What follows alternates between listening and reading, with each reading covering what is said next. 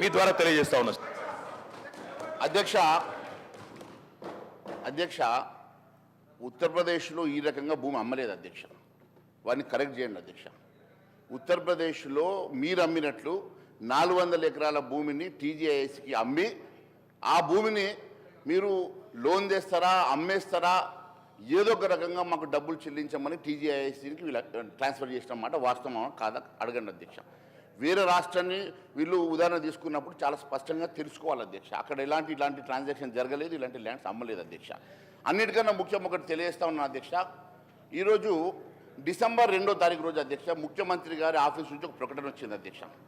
వాళ్ళు విడుదల చేసిన ప్రకటన ప్రకారం డిసెంబర్ 2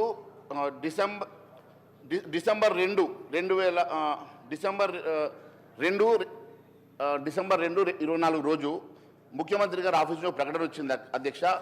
డిసెంబర్ 23 నుంచి 24 నవంబర్ నెలాఖరు వరకు రాష్ట్ర ప్రభుత్వం తీసుకున్న అప్పు కేవలం 52,118 కోట్లు అని చెప్పింది అధ్యక్ష.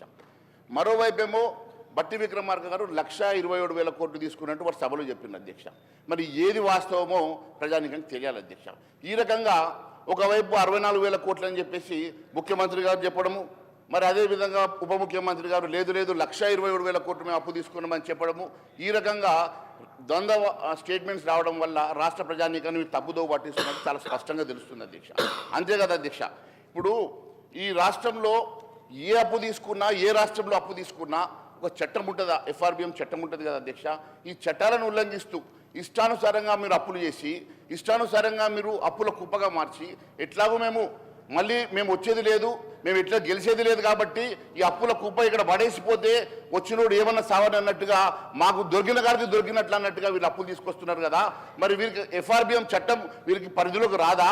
లేకుంటే మరి భూములు అమ్ముకోవడానికో, లేకుంటే ప్రైవేట్ సంస్థలు లోన్లు తీసుకురావడానికో, లేకుంటే మరి నాన్ గ్యారంటీ అనో, గ్యారంటీ అనో రకరకాలుగా